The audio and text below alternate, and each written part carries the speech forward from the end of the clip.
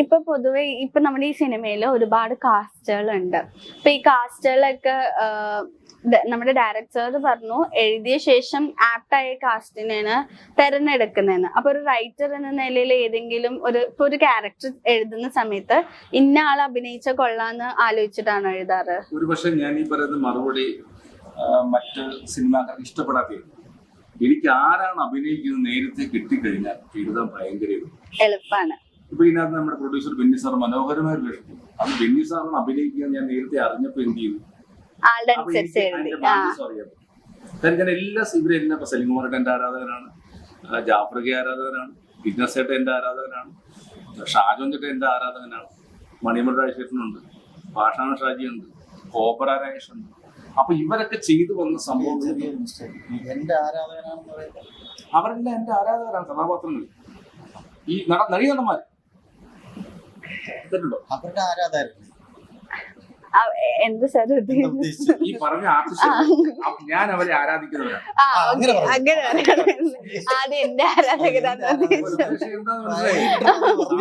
സാമ്പാറിലെ കായം മാത്രം അങ്ങോട്ട് മാറി പോയത്.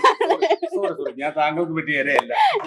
ഞാൻ സാറൊന്നും പറയുന്നതെന്ന് ഫുള്ള് കേട്ടിട്ട് പോയി തിരിച്ചു വയ്ക്കാന്ന് വിചാരിച്ചു നിൽക്കുന്നു. അപ്പൊ എനിക്ക് മനസ്സിൽ കൊച്ചിലെ സലിംകുമാരേട്ടനൊക്കെ തന്നെ കൊച്ചിലെ ഇഷ്ടപ്പെട്ടു ഭയങ്കര. പിന്നെ എന്റെ സ്റ്റൈലിലൊക്കെ സലിംകുമാറിന്റെ ഒരു ചായ പറ്റും പറയുന്നുണ്ട്. അപ്പൊ ഞാൻ എഴുതുന്ന സമയത്ത് തന്നെ ഡയറക്ടർ മഹേഷ് എടുത്ത് പറഞ്ഞു, നമുക്ക് ഇങ്ങനെ എല്ലാ ആൾക്കാരെ കിട്ടിയ കൊള്ളാം. അപ്പം നമ്മുടെ പ്രൊഡ്യൂസർ നല്ലൊരു വേഷം ചെയ്യുന്നുണ്ട്, ഒരു കൂട്ടക്കളി ആയിക്കോട്ടെ പറഞ്ഞത് അത് സമ്മതിച്ചു. പ്രൊഡ്യൂസർ സമ്മതിച്ചു, ഡയറക്ടർ സമ്മതിച്ചു. അങ്ങനെയാണ് എന്റെ രീതി എന്ന് പറഞ്ഞാൽ ആരാണെന്ന് പറഞ്ഞു കഴിഞ്ഞാൽ പണി എളുപ്പം. ആ കഥാപാത്രങ്ങളിൽ നിന്നും പ്രേക്ഷകർ എന്താണ് ആഗ്രഹിക്കുന്നത്, ഞാൻ ഹ്യൂമർ സെക്ടർ ആയതുകൊണ്ടാണ് ഞാൻ പറയുന്നത്. അതെനിക്കറിയാം, കാര്യം ഞാൻ എല്ലാ സിനിമയും ഫസ്റ്റ് ഷോ തിയേറ്ററിൽ പോയി കാണുന്നു. അതുകൊണ്ട് ആർട്ടിസ്റ്റുകൾക്ക് വേണ്ടി തന്നെ ഡെവലപ്പ് ചെയ്ത സ്ക്രിപ്റ്റ് ആണെന്ന് ഞാൻ പറയുന്നത് തെറ്റാണോ ശരിയെന്ന് എനിക്കറിയില്ല. ഞാൻ അങ്ങനെ അപ്പൊ അവിടെ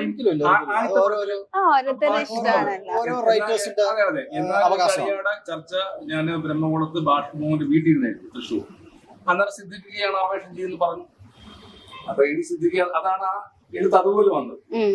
അത് ഇത് ലെനയാണെന്ന് പറഞ്ഞു ചെയ്യുന്നത്, അപ്പോ മറ്റേ സുരാജേട്ടനാണെന്ന് പറഞ്ഞു ചെയ്യുന്നത്. അപ്പൊ അവര് കണ്ടു കഴിഞ്ഞാല് അപ്പൊ ആ സിദ്ദിഖിൽ നിന്ന് എന്താണ് നിങ്ങൾ പ്രതീക്ഷിക്കുന്നത്, അതുപോലെ തന്നെ ഇവിടെ ഈ കഥാപാത്രത്തിന് ഞങ്ങൾ ധ്യാൻജിക്ക് ഒരു വ്യത്യസ്തത കൊടുത്തിട്ടുണ്ട്. ധ്യാൻജിക്ക് വേണ്ടി എം ജി ശ്രീകുമാരൻ ആദ്യമായിട്ട് പാടുന്നു. അദ്ദേഹം പാട്ടിനെ നൃത്തച്ചൂടൊക്കെ വെച്ചിട്ടുണ്ട്. അങ്ങനെ ടോട്ടാലിറ്റി നേരത്തെ പറഞ്ഞാണെങ്കിൽ കേരളം മൊത്തം മഴ പെയ്തു, കോട്ടയത്ത് ഞങ്ങൾ ലൊക്കേഷൻ മഴ പെയ്തില്ല എന്ന് പറഞ്ഞതുപോലെ സർവേശ്വര കൃപയായാലും ഇങ്ങനെയൊക്കെ എത്തിപ്പെട്ടു. എല്ലാം പോസിറ്റീവ് ആയിരുന്നു. ഈ റിലീസ് കൂടെ പോസിറ്റീവായിട്ട് പോട്ടെ എന്നാണ്. ഈ ഹ്യൂമൻ സെറ്റയർ അല്ലെങ്കിൽ ഹ്യൂമർ എന്ന് പറയുന്നത് ഇപ്പത്തെ കാലത്ത് പണ്ടത്തെ അത്രയും ഏൽക്കാറുണ്ട് എന്ന് തോന്നുന്നുണ്ടോ? അത് ഞാൻ പറഞ്ഞല്ലോ, ഹ്യൂമർ ഭയങ്കര റിസ്ക്കാണ്. കാരണം നമ്മുടെ കോവിഡിന് ശേഷം നമ്മുടെ ഫോണിൽ വരുന്ന ഈ പറയുന്ന ചാനൽസിന്റെ കോമഡീസ് ഇല്ലേ, അതിന്റെ കൂടെ ഒക്കെ പിടിച്ചു നിൽക്കുക എന്ന് പറഞ്ഞു കഴിഞ്ഞാൽ ഭയങ്കര പ്രയാസം. അതുകൊണ്ടാണ് ഈ ഫോണിന്റെ ഉപയോഗം കൂടിയപ്പോഴത്തേക്ക് അപ്പൊ ഞാൻ ഇതിനെപ്പറ്റി പഠിക്കുന്നുണ്ട്. ഇപ്പൊ സ്കിറ്റ് ആണ്, സ്ക്രിപ്റ്റ് ആണ്, സിറ്റ്കോം ആണെന്നൊക്കെ പറയുമ്പോഴും ഞാൻ അഡിയൻസ് പരമ്പര എഴുതി വന്നത്, അഡിയൻസ് സിറ്റ്കോം പരമ്പര 250 എപ്പിസോഡ് എഴുതി വന്നതാണ്. അപ്പൊ നമ്മൾ ഹ്യൂമറിനെ ഭയക്കുന്ന എന്താണ്, ഇതൊക്കെ മേലുള്ള സാധനങ്ങളാണ് ഫോണിലും ഈ ചാനലെല്ലാം കണ്ടുകൊണ്ടിരിക്കുന്നത്. അപ്പൊ അതിന്റെ കൂടെ നമ്മൾ പിടിച്ചു നിൽക്കുക എന്ന് പറഞ്ഞാൽ ഭയങ്കര പ്രയാസമാണ്. പക്ഷെ ഞാൻ ഈ സിനിമയിലെ ഹ്യൂമർ പർപ്പസ്ഫുള്ളി ഒന്നും ചെയ്തിട്ടില്ല. ഇപ്പൊ മഹേഷ് ഏട്ടനുമായിട്ടും പ്രൊഡ്യൂസറുമായിട്ട് ചർച്ച ചെയ്തിട്ട് ആ സ്ക്രിപ്റ്റ് എഴുതുന്ന സമയത്ത് വീണ് കിട്ടിയ ഹ്യൂമറുകൾ മാത്രമാണ് അല്ലേ മച്ചാ, ഒന്നും എക്സ്ട്രാ നമ്മൾ ആഡ് ചെയ്തു. ആ എഴുതുന്ന സമയത്ത് സിറ്റുവേഷനിൽ എഴുതി പേന എടുത്ത് വെച്ചിട്ട് എന്ത് വീണോ ആ കഥാപാത്രം അറിയാവോ, അങ്ങനെ കിട്ടിയ ഹ്യൂമറാണ്. അപ്പൊ നമ്മൾ ഭയക്കേണ്ടത് എന്താണ്, ഒരു സീരിയസ് മാറ്റർ എങ്ങനെ നമ്മൾ പറഞ്ഞു പോകും. ഈ ഹ്യൂമർ ഭയക്കുന്നത് എന്താണ്, ഈ ഫോണിലും ഇപ്പൊ വന്ന വലിയ വലിയ കൊച്ചു കൊച്ചു ആർട്ടിസ്റ്റുകളുടെ പെർഫോമൻസിന് മുന്നിൽ നമ്മളത് കാശ് കൊടുക്കാതെ കാണും.